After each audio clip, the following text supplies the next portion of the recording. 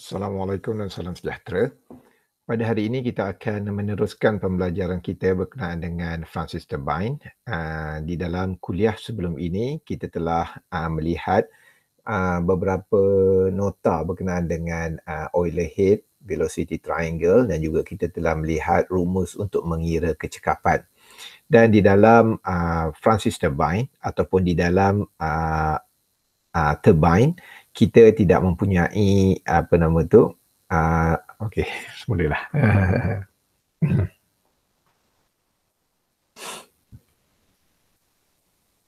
Assalamualaikum dan salam sejahtera. Pada hari ini kita akan melihat tutorial berkenaan dengan Francis Turbine dan saya harapkan pelajar dapat melihat kuliah saya yang sebelum ini. Kita telah membincangkan berkenaan dengan teori Francis Turbine. Kita juga telah melihat velocity triangle. Kita juga telah melihat bagaimana Euler head untuk Francis Turbine dikeluarkan, dan juga kita juga telah melihat bagaimana untuk mengira kecekapan ataupun efisiensi yang melibatkan Francis Turbine.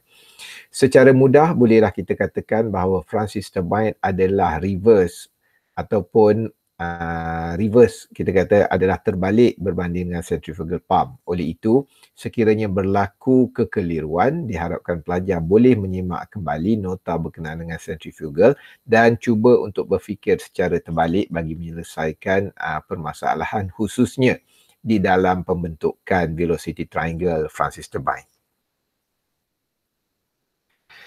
Kita pergi kepada soalan yang pertama, question 1. A Francis turbine works with flow rate of 15,500 liter per second and runner rotates at 428 RPM. Velocity of water and inlet is 9 meter per second and pressure head at this area is 260 meter of water. So please be careful bila kita menggunakan perkataan pressure head. Center point of turbine is located at 3.35 meter from the draft tube. Inlet diameter and inlet width of runner is 2.4 meter and 0.3 meter respectively. If overall efficiency is 90%, determine the power of turbine. So the guide vane angle and the blade angle at inlet.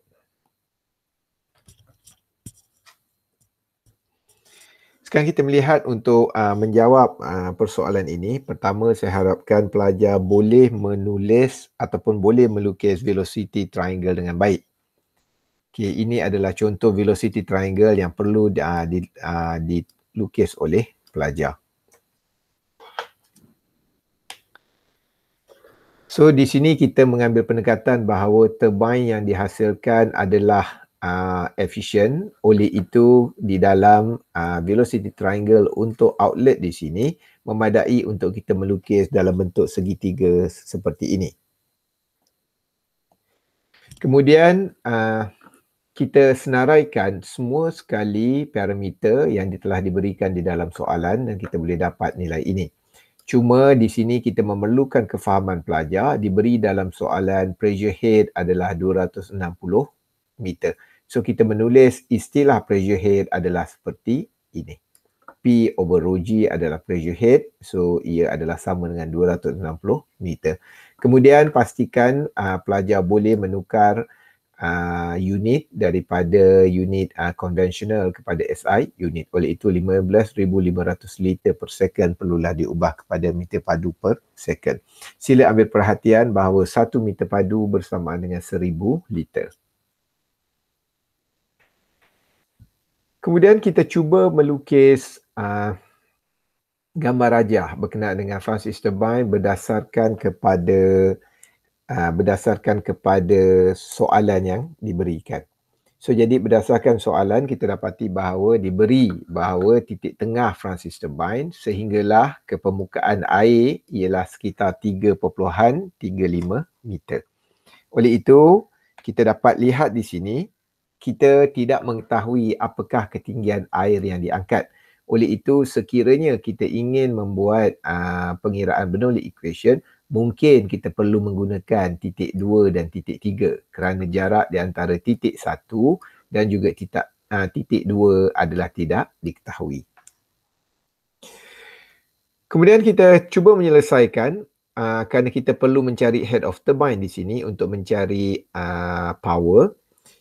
Pertama, kita menulis Bernoulli equation. Ini adalah Bernoulli equation. Diharapkan pelajar masih ingat untuk menulis Bernoulli equation. Dan kita meletakkan head of turbine di sini pada output kerana turbine merupakan satu device yang menyerap tenaga. Kemudian kita anggaplah bahawa kita tidak mengira Bernoulli equation ini daripada point 1 hingga point 2. Kerana apa? Kerana ketinggian point 1 dan point 2 tidak diketahui. Okay. Bergantung kepada soalan ataupun berdasarkan soalan yang telah diberikan, didapati bahawa jarak di antara point 2 dan point 3 ialah 3.35 meter. Oleh itu, Bernoulli equation yang boleh kita gunakan ialah menilai daripada point 2 sehinggalah kepada point 3. Oleh itu, kita masukkan nilai. Yang paling mudah kita masukkan nilai pada point 3 kerana apa? Kerana permukaan ini ialah permukaan yang kita kata bersentuhan ataupun mengalami tekanan atmospheric pressure. Oleh itu kita boleh beranggapan bahawa tekanan pada 3 ialah kosong.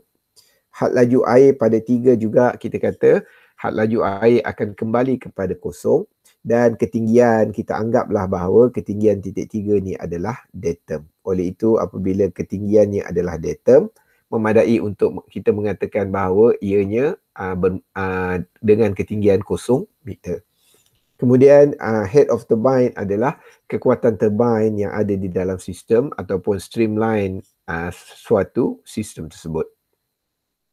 Daripada pengiraan ini kita boleh dapati bahawa head of turbine boleh dikira dengan menggunakan rumus P2 over rho G campur V2 square over 2G dan Z2. Kemudian kita masukkan nilai tersebut.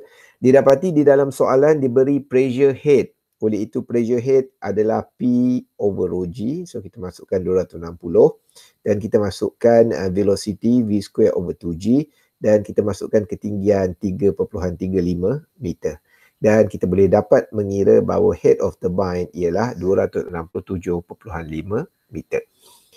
So di dalam Bernoulli equation di sini, nilai V di sini mestilah actual velocity ataupun di dalam velocity triangle kita adalah absolute velocity. Kerana apa? Di dalam Bernoulli equation kita tidak boleh menggunakan komponen velocity untuk menyelesaikan masalah. Kerana komponen velocity sebenarnya hanyalah a part of total velocity ataupun a part of the resultant velocity. Jadi kita kena menggunakan keseluruhan velocity dan saya harap pelajar dapat mengenal pasti komponen yang manakah ataupun anak panah yang manakah yang menunjukkan actual velocity. So di dalam segitiga kita namakan segitiga velocity, kita namakan dia sebagai absolute velocity atau ditandakan dengan V1 dan V2. Kemudian kita boleh mengira power dengan menggunakan rumus rho GQH. Seperti yang saya katakan, kita akan lebih menggunakan kepada H efektif kerana kita melihat bahawa mungkin kedudukan air pada satu ini tinggi tetapi ia perlu untuk overcome friction yang ada di dalam pipe. Oleh itu, tenaga efektif ialah ketinggian air ataupun kekuatan air yang mula-mula menghentam runner. So, itu yang dikatakan H efektif. So, di dalam keadaan ini memadai untuk kita mengatakan bahawa kerana apa?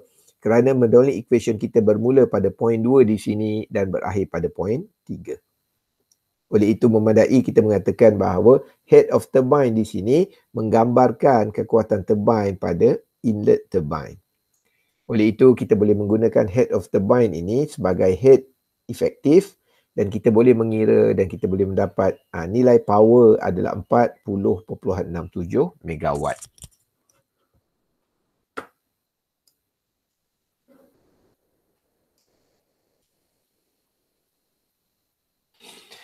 Seterusnya kita menjawab soalan yang seterusnya iaitu the guide vane angle. So di sini saya harap pelajar dapat faham apa yang dimaksudkan dengan guide vane. Seperti yang saya katakan, kita ada runner di sini. Selalunya turbine akan berharap ataupun akan menggunakan potential yang energi yang ada pada cecair untuk menghasilkan tenaga yang tinggi. Oleh itu secara asasnya kita kata kedudukan air adalah tinggi. dengan harapan bahawa ketinggian itu akan memberi tenaga yang banyak ketika ia menghentam bilah. Tetapi kita kata apabila had laju tinggi, aliran berubah daripada lamina kepada turbulent. So apa sifat-sifat turbulent? Kita dapati bahawa molekul air mungkin bergerak secara rawak, tidak mempunyai arah yang tertentu. Jadi kelemahannya di sini ialah ia akan menyebabkan air akan menghentam bilah pada pelbagai arah. Dan ini sebenarnya akan menyebabkan lebih banyak resisten ataupun lebih banyak rintangan kepada aliran. Oleh itu, bagi memastikan air hit blade pada optimum angle, apa yang kita kena buat ialah kita letakkan satu objek di sini supaya sekurang-kurangnya secara ideal kita harap air akan kena pada objek ini dan akan mengalir pada arah yang tertentu. Oleh kerana sifat objek ini seolah-olah adalah guidance. Okay, kita kata guidance kepada perjalanan air itu. Oleh itu kita namakan objek ini sebagai guide vane. Okay. So di dalam guide vane di sini, sekiranya kita terjemahkan di dalam segitiga had laju, ia akan reflect kepada sudut di mana air masuk menghentam runner. So maksudnya guide vane angle sebenarnya adalah angle yang menunjukkan pada sudut berapakah actual velocity ataupun absolute velocity masuk ke dalam runner. Itu yang perlu pelajar faham. Oleh itu angle di sini, theta di sini sama dengan kedudukan angle di sini. Dan sekali lagi saya ingatkan bahawa penyelesaian masalah turbo machinery lebih kepada penggunaan velocity triangle. Oleh itu kita menyelesaikan masalah ini daripada velocity triangle yang kita ada dan kita boleh lihat bahawa sekiranya theta kita berada di sini, kita boleh mengira sin theta adalah VF1 dibahagikan dengan dibahagikan dengan V1. Oleh itu daripada rumus ini kita boleh dapati bahawa nilai theta adalah sama 49.6 darjah. So daripada manakah kita dapat VF1 ini? Okay, saya ulang sekali lagi, ada dua rumus. Ada dua parameter yang kita boleh dapat straightforward daripada rumus, iaitu kita boleh gunakan U sama dengan R omega sama dengan pi dn over 60 dan kita boleh menggunakan rumus VF sama dengan Q K pi dB. Oleh itu nilai VF di sini kita boleh mengira dengan menggunakan rumus ini. Jadi saya harap pelajar dapat mencuba untuk mengira kerana di dalam centrifugal pump juga kita menggunakan rumus yang sama iaitu VF sama dengan Q over K pi dB. So setelah kita mengira nilai VF1, kita boleh bahagikan dengan nilai 9 meter per second dan kita dapati bahawa nilai angle adalah 49.6 darjah.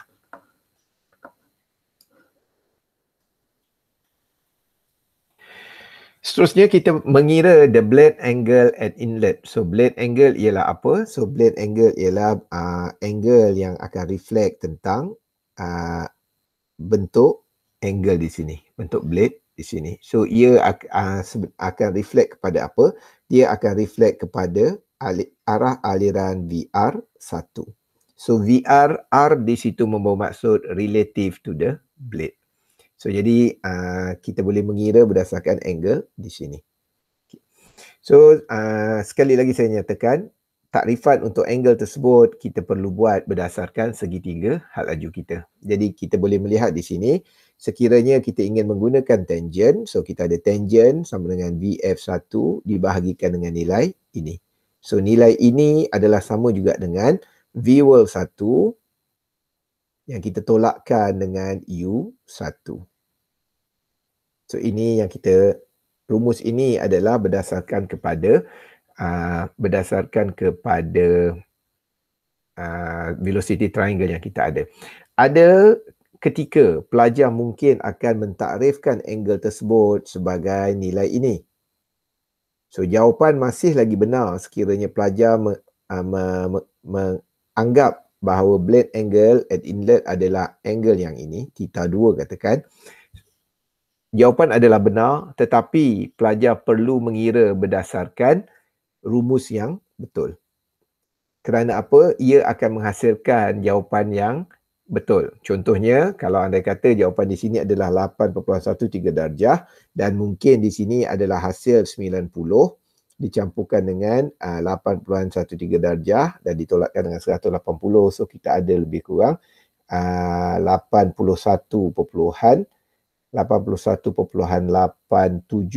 darjah. Jadi maknanya pemeriksa boleh nampak kebarangkalian pelajar untuk mengira angle yang mana satu. Yang paling penting, pelajar boleh tunjukkan di mana blade angle yang dimaksudkan oleh pelajar dan pelajar perlu mengeluarkan rumus apa yang digunakan untuk mengira blade angle berdasarkan segitiga had laju yang digunakan. Jadi kita melihat kepada penyelesaian berdasarkan takrifan yang saya gunakan. Saya beranggapan bahawa nilai beta 1 adalah blade angle di sini.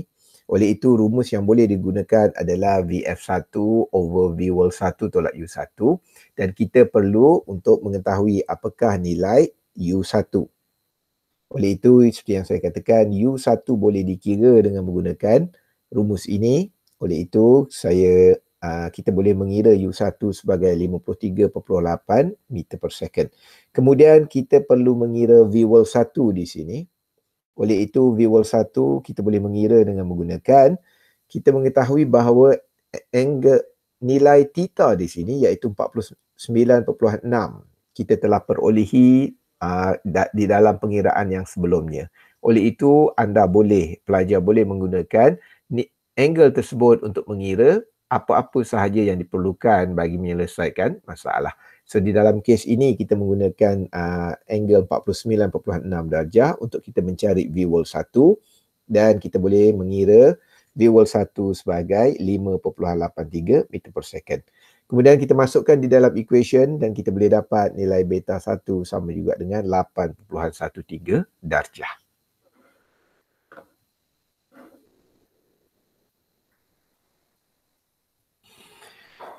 Seterusnya kita pergi melihat soalan nombor 2, question 2. A backward Francis turbine work at head of 45 meter. Runner's diameter at inlet and outlet is 90 centimeters and 60 centimeters respectively. The runner's width is 12 centimeters at inlet and outlet. Blade angle at outlet is 15 degree. Velocity of flow is constant at 3.5 meter per second and there is no whirl at outlet. If hydraulic efficiency is 90%, determine the turbine speed in RPM, the flow rate, the guide vane angle, the inlet blade angle and the power generated from turbine. So di sini saya ingatkan, saya harap pelajar dapat ingat takrifan velocity component. Bukan setakat mengingati VF, VT, V1, V2. Pelajar kena faham apa yang dimaksudkan dengan velocity of flow, velocity relative to the blade dan sebagainya. Kerana simbol mungkin berubah daripada satu buku teks ke satu buku teks ataupun daripada satu pensyarah ke satu pensyarah yang lain. Tetapi takrifan selalunya akan kekal.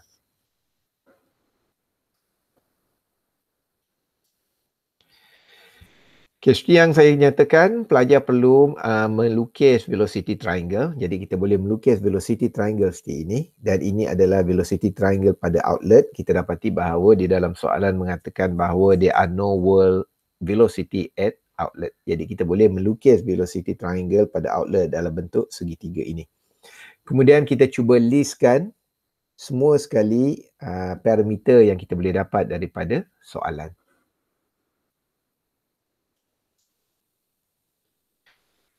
Okay, soalan yang pertama, kita perlu mencari turbine speed in RPM. So, di sini saya rasa pelajar pun dah nampak. Satu-satunya rumus yang mempunyai parameter RPM ialah U sama dengan pi dn over 60. Jadi, di dalam ini saya harap pelajar dapat menggunakan rumus U sama dengan pi dn over 60. Kita ada dua tempat. Pelajar boleh menggunakan pada inlet dan outlet. Tetapi kita dapati bahawa mungkin parameter banyak diberi pada outlet, oleh itu dengan mudah kita mengira untuk nilai RPM dengan menggunakan parameter outlet. Oleh itu kita menulis N sama dengan 60 U2 over pi D2. Kita perlu mengira apakah U2. Oleh itu U2 kita boleh kira menggunakan segitiga velocity triangle yang kita ada, dengan beranggapan bahawa kita ada beta 2 di sini. Dan beta 2 boleh dikira dengan menggunakan tangent beta sama dengan V2 dibahagikan dengan U2. Okey, daripada rumus ini kita boleh mengira nilai U2 di sini sama dengan 13.06 meter per second. Kemudian kita masukkan di dalam rumus RPM, kita boleh dapat nilai RPM ialah 416 RPM.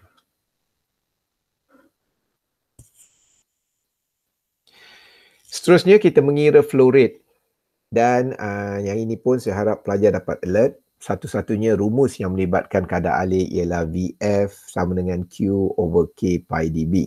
Oleh kerana tidak dinyatakan berapakah ketebalan blade tersebut, runner tersebut, oleh itu kita beranggapan bahawa nilai K adalah sama dengan 100% ataupun sama dengan 1. Oleh itu kita boleh mengira nilai kadar alih dengan menggunakan rumus ini, dan seperti yang kita lihat di sini, nilai kadar alih adalah sekitar 0.792 meter padu per second.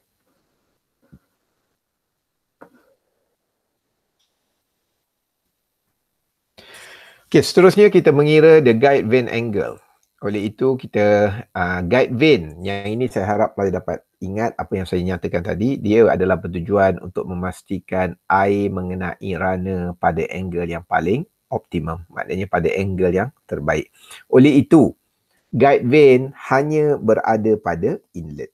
Okay, maknanya tidak ada guide vane pada outlet, kerana tidak ada keperluan untuk kita arahkan air untuk menghentam runner pada angle yang tertentu. Jadi saya harap pelajar faham, bila kita kata guide vane angle, ia mesti berada pada inlet. Okay. Dan kita menggunakan velocity triangle yang ini, oleh itu kita boleh membuat takrifan bahawa theta, tangent untuk theta di sini adalah sama VF1 dibahagikan dengan V1. Oleh itu V1 kita perlu untuk cari supaya kita boleh dapat nilai angle di sini. Kerana angle di sini kita kata adalah reflect guide vane angle. Kemudian kita cuba untuk menggunakan pelbagai rumus ataupun pelbagai relation yang dinyatakan dalam soalan. Diberi dalam soalan adalah hydraulic efficiency sebanyak 90%. Oleh itu, hydraulic efficiency kita boleh tulis sebagai rumusnya adalah ini. Dan kita faham bahawa V2 sama dengan kosong. Oleh itu, nilai ini akan menjadi kosong. Akhirnya kita boleh ringkaskan menjadi V1 U1 over GH, dan kita boleh rearrange the equation. Kita boleh mendapat V1 sama dengan 0.9 GH over U1. Kemudian kita perlu untuk mencari U1. So U1 kita boleh cari dengan menggunakan rumus ini. Kita masukkan nilai RPM, nilai N di sini kita telah mengira pada soalan yang sebelumnya. Oleh itu kita masukkan nilai 416 di sini. Kita boleh dapat U1 sama dengan 19.6 meter per second. Seterusnya kita boleh mengira V1 dengan menggunakan rumus ini. Okey, rumus ini berasal daripada nilai ini.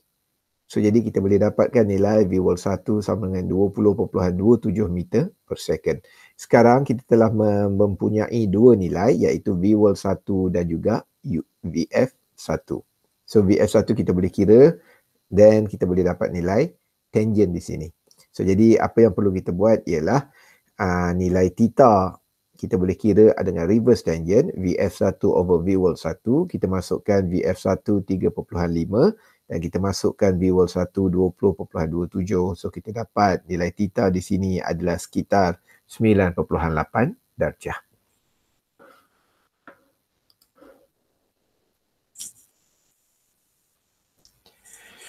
Dan kemudian kita mengira the inlet blade angle. So blade angle adalah kita refer kepada velocity ataupun angle untuk angle VR1. So di dalam VR1 ini kita takrifkan inlet blade angle adalah kedudukan ini. Oleh itu kita boleh menulis sebagai tangent beta 1 sama juga dengan VF1 over V1 tolak U1. Dan kita masukkan nilai yang telah ada dan kita boleh dapati bahawa nilai beta 1 sama dengan 79.16 darjah.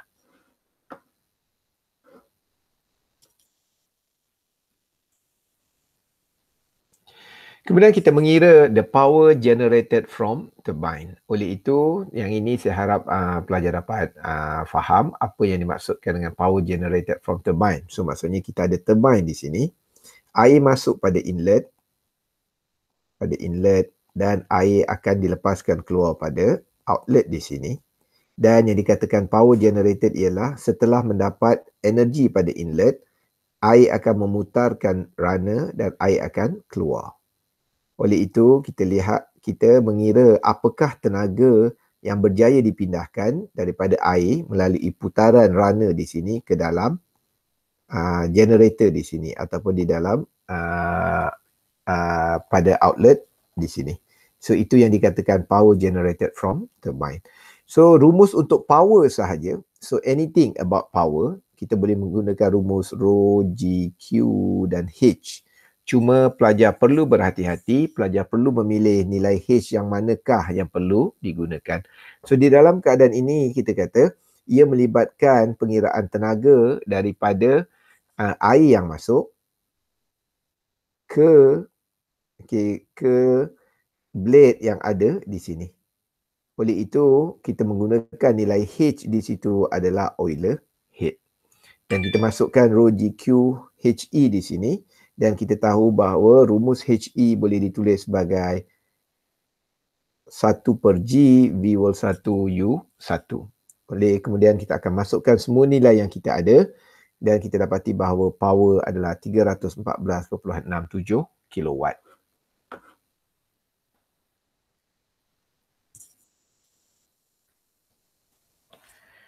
Seterusnya kita melihat soalan nombor 3.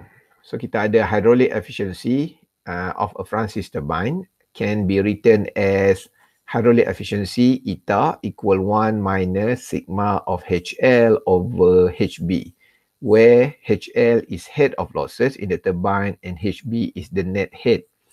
If HL is minimum, the efficiency of hydraulic will become maximum. Define an expression for V-World 2, world velocity at outlet, with maximum hydraulic efficiency. Total losses can be expressed as shown here. So for reaction turbine, head loss of relative velocity is 5% and head loss of a draft tube is 20%. Velocity of flow is constant at 7.5 meter per second. U2 is 15 meter per second. At maximum efficiency, the net head is 90 meter. Determine the world velocity at outlet, the guide vane angle at outlet, the blade angle at outlet, and the hydraulic efficiency. Okay, soalan ini mungkin kita kata sedikit di luar skop, tetapi sebenarnya ia adalah combination di antara fluid mechanics 1 dan fluid mechanics 2. Kerana apa? Kita minta pelajar untuk memahami di manakah major loss, minor loss dan sebagainya. Kalau kita lihat di sini, K VR square over 2G sebenarnya adalah minor loss. Dan saya harap pelajar dapat ingat bahawa major loss kita kira sebagai F, L over D, V square over 2G, di mana nilai F di sini adalah nilai yang kita cari dengan menggunakan Moody chart. So saya harap pelajar masih lagi ingat untuk menggunakan Moody chart. Okay, kita pergi untuk melihat jawapan soalan ini. Kita diminta untuk membuktikan bahawa hydraulic efficiency can be determined as 1 minus sigma HL over HB. When total losses HL is minimum, hydraulic efficiency eta hydraulic will become maximum. So yang ini saya harap kenyataan ini pelajar dapat faham. Sekiranya losses menjadi terlalu kecil, oleh itu efisiensi ataupun kita kata kecekapan sesuatu objek, sesuatu sistem itu akan berada pada keadaan maksimum. Dan total losses juga telah diberikan di dalam soalan, iaitu kita kata ia hanya melibatkan total loss dalam keadaan minor. Kerana apa? Mungkin ia hanya membincangkan tentang losses yang berlaku di atas blade sahaja. Oleh itu, kita tidak perlu untuk mengira apakah losses yang berlaku disebabkan oleh panjang pipe.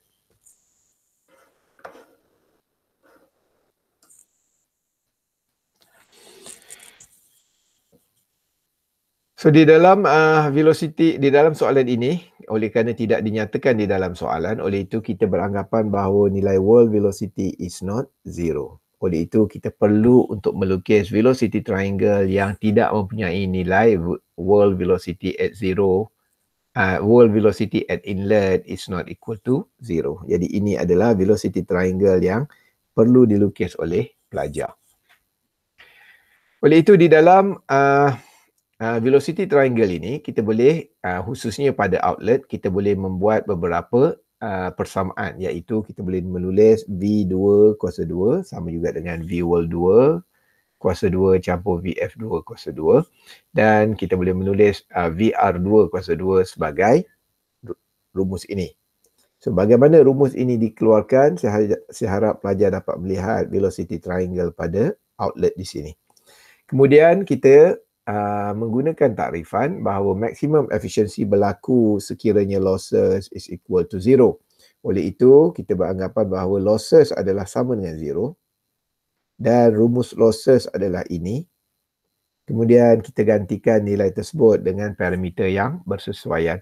Oleh itu, kita ada VR2 di sini. So, kita masukkan VR2 ini. Dan kita ada V2 kuasa 2 di sini. So, kita masukkan V2 kuasa 2 di sini.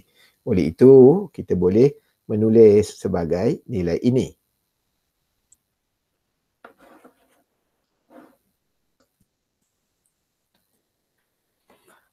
Kemudian, kita untuk memudahkan pengiraan, kita simplify the term. So, we differentiate the term. Kita dapati bahawa kita differentiatekan D sigma HL over D world 2. Kenapa kita ingin differentiatekan the term? Kerana seperti yang pernah saya tunjukkan pada dahulu, berkenaan dengan Francis turbine ataupun centrifugal pump, kita dapati bahawa efisiensi atau sebagainya sebenarnya adalah berbentuk eksponen ataupun berbentuk curve seperti ini. Kita kata untuk memudahkan pengiraan, kalau kita kalau kita membuat pembezaan, seolah-olah kita boleh mendapat apakah nilai maksimum. Okay, yang ini seterusnya nanti kita akan lihat pada kuliah yang akan datang. Kita boleh nampak bagaimana kita mengira nilai maksimum sesuatu efisiensi. So kemudian berkenaan dengan yang ini.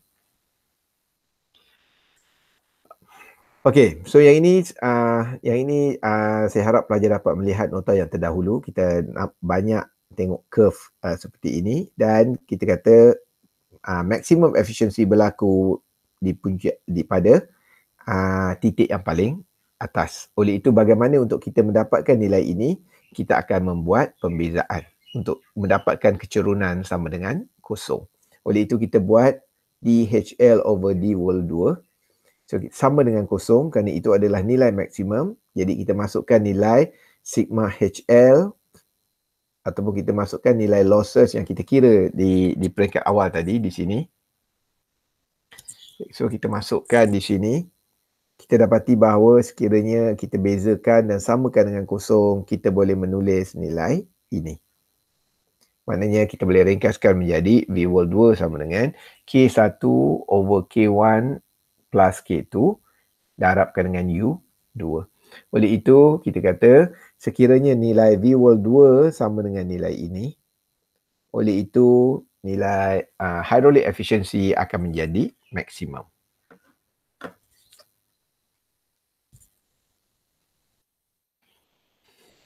So daripada soalan, didapati bahawa diberi relative velocity ataupun losses about relative velocity. So di manakah kenyataan ini dinyatakan? So ini adalah soalan.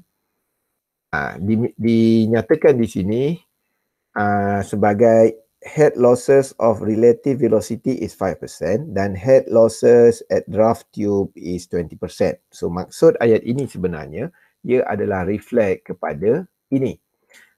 Yang dikatakan relative velocity, okay, tentulah kita kata minor losses.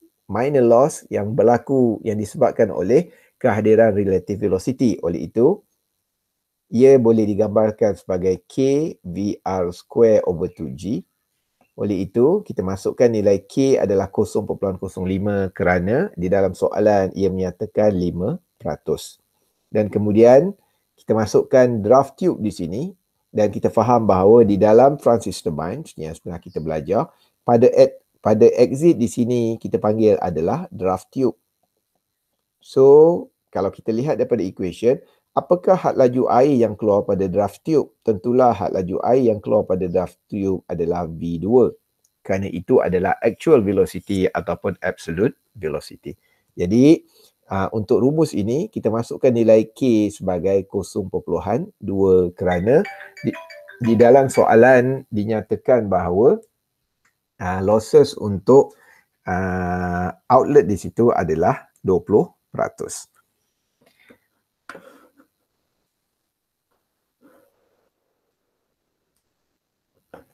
Okey, jadi setelah kita masukkan nilai ini, K1 sama dengan 0.05, K1 sama dengan 0.05, K2 sama dengan 0.2.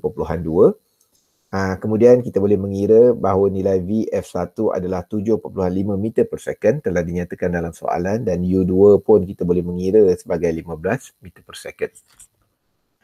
So seterusnya apa yang perlu kita buat ialah kita boleh mengira nilai world velocity at outlet. So at maximum efficiency, kita tahu bahawa V world sama dengan rumus ini. Kita masukkan semua sekali nilai di dalam equation yang kita ada, kita boleh dapat bahawa V world 2 sama dengan 3 meter per second.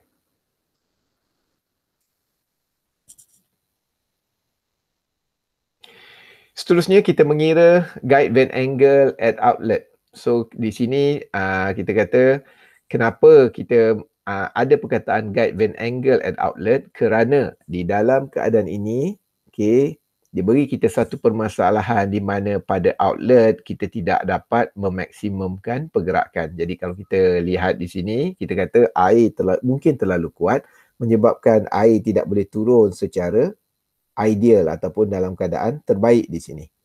So air akan dalam keadaan kesana kemari dan sebagainya. Oleh itu, untuk mengelakkan efisiensi turbine ataupun kecekapan turbine menjadi lebih teruk, oleh itu engineer akan meletakkan guide vane juga. Kerana apa? Untuk memastikan bahawa air akan keluar pada angle yang tertentu. So kita akan letakkan seperti itu, diharapkan bahawa air tidaklah masuk balik ke sana dan sebagainya. Oleh itu kita meletakkan angle. Kita letakkan satu guide vane di situ. Dan dalam keadaan ini ia dinamakan guide vane angle at outlet. Berbanding dengan soalan yang terdahulu, saya nyatakan bahawa guide vane yang ada di inlet kerana apa? Kerana segitiga had laju pada outlet telah menjadi segitiga bersudut tepat seperti ini. Ini menunjukkan bahawa tidak ada pusaran yang berlaku. Kenapa V world 2 sama dengan 0. So saya harap pelajar dapat melihat ataupun dapat memahami keadaan ini. Kita berbalik kepada guide vane angle at outlet. Ia membawa maksud ialah angle sudut air keluar di sini. Oleh itu, katakan kita takrifkan alpha adalah, kedudukannya adalah di sini. Oleh itu, kita boleh membuat rumus bahawa tangent alpha sama dengan VF2 dibahagikan dengan V world 2. Oleh itu, kita masukkan nilai yang kita dapat daripada pengiraan sebelum ini. Kita boleh mengira nilai alpha adalah sebanyak 68.2 darjah.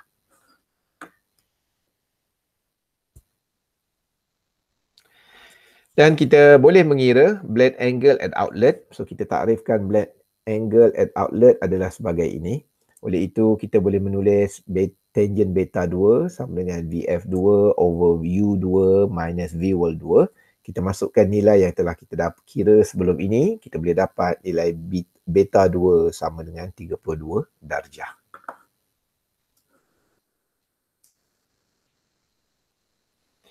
Dan seterusnya kita boleh mengira di hydraulic efficiency. Diberi di dalam soalan bahawa hydraulic efficiency boleh diringkaskan dengan menggunakan rumus ini.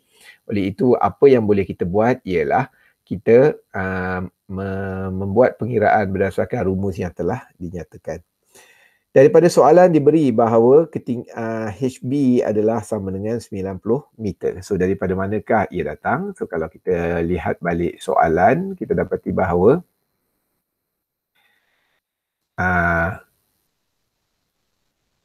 HB ialah net head di sini. So diberi net head sama juga dengan 90 meter. Oleh itu kita menggunakan nilai tersebut untuk menyelesaikan masalah ini.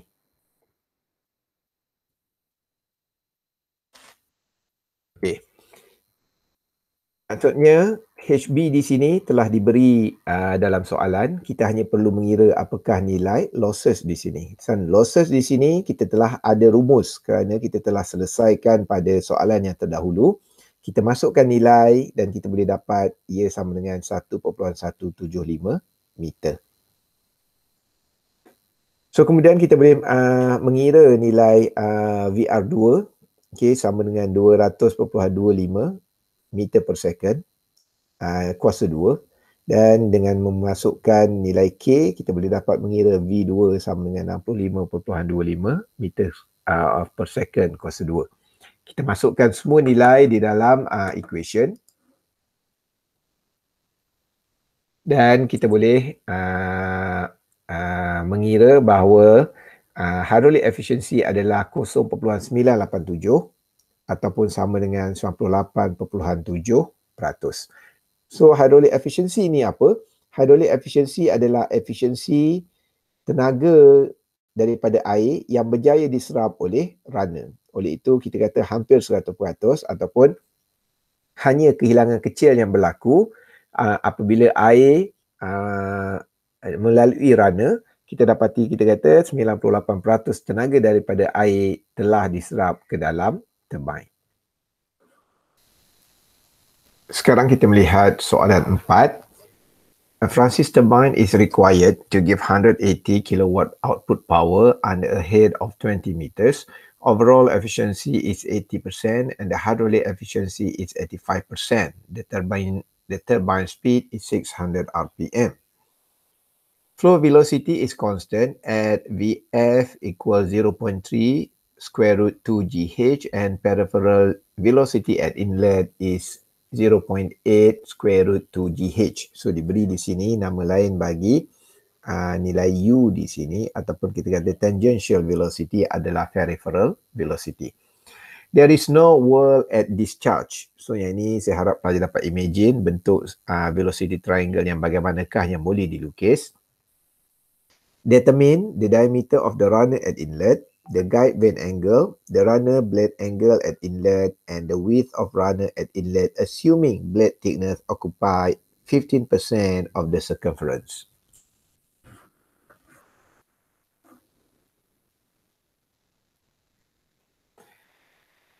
Ini jawapan untuk soalan 4. Saya harap pelajar dapat melukis velocity triangle seperti ini.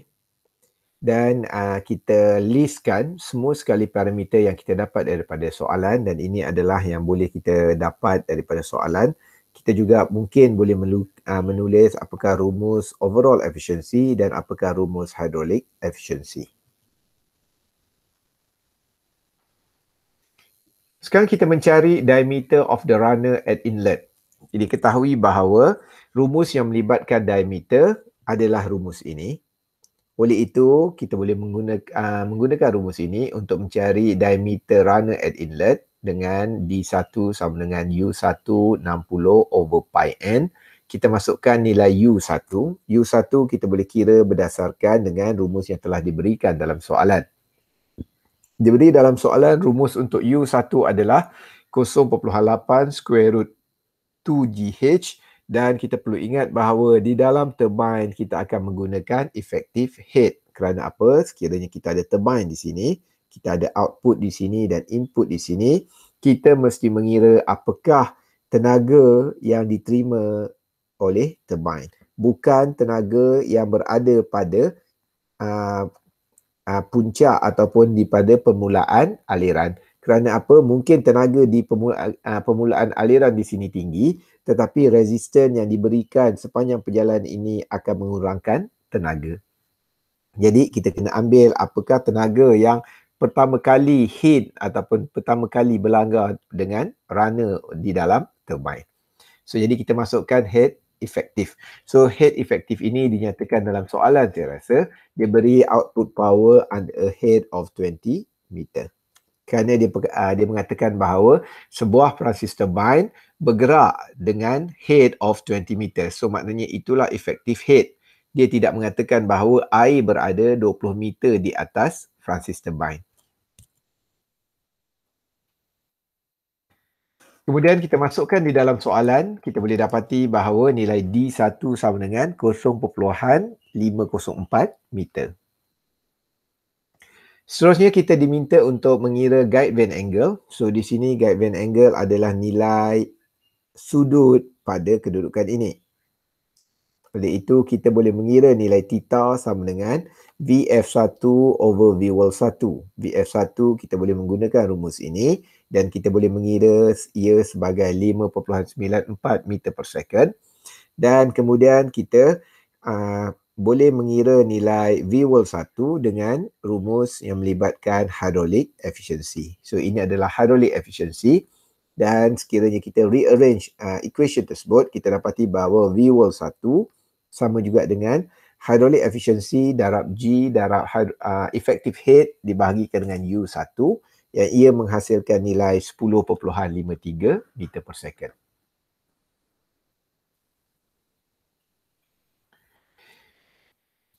Okay, dan kita mencari the runner blade angle at inlet. So runner blade angle kita takrifkan sebagai beta 1 di sini. Dan ia boleh ditulis dengan menggunakan rumus VF1 over U1 minus V1. Dan kita masukkan nilai yang telah kita dapat daripada pengiraan sebelumnya. So kita dapat ia adalah 48.2 darjah.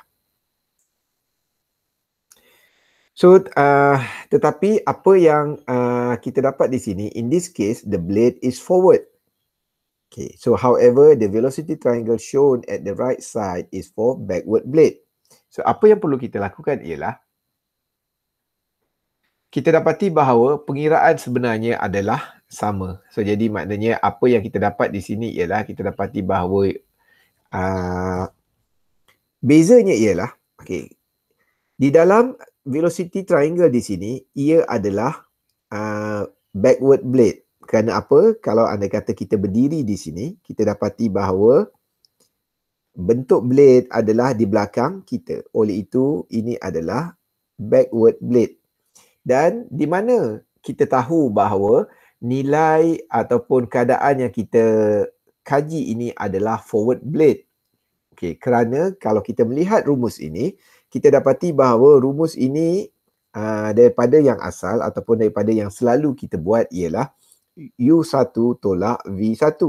Tetapi apabila kita melihat di dalam velocity triangle ini, kita dapati bahawa ia sebenarnya ialah kalau kita U1 ditolakkan dengan V1, kita akan dapat nilai negatif. So apabila kita dapat nilai negatif ataupun secara aktualnya, kita akan dapati bahawa nilai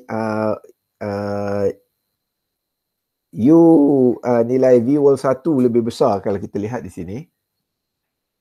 Kita dapati bahawa nilai V1 adalah 10.53 dan nilai U1 adalah 15.84. So jadi kita dapati bahawa U1 sebenarnya adalah lebih besar daripada V1. So jadi kalau kita tengok di dalam velocity triangle ini, kita dapati bahawa U1 mempunyai garisan yang pendek. Oleh itu keadaan ini sebenarnya terbalik. Oleh itu di sini saya harap pelajar dapat faham bahawa daripada gambar rajah ini, ia tidak bersesuaian kerana nilai U1 dan V1 kita kata adalah terbalik. Di dalam soalan ini U1 lebih besar daripada V1. Oleh itu kita boleh buat kesimpulan bahawa sebenarnya keadaan bukanlah backward blade tetapi keadaan adalah forward blade. So apa yang perlu dilakukan oleh pelajar ialah saya harap pelajar dapat terbalikkan nilai tersebut. Semaknanya memadai untuk pelajar menulis sebagai V1 tolak U1 supaya nilai akan kekal positif dan kita boleh mengira nilai angle dengan mudah. So sekiranya pelajar masih lagi terkeliru dengan perkara ini, pelajar boleh menukar velocity triangle di sini kepada velocity triangle untuk forward blade, kerana itu lebih memberi gambaran yang jelas kepada pengiraan pelajar.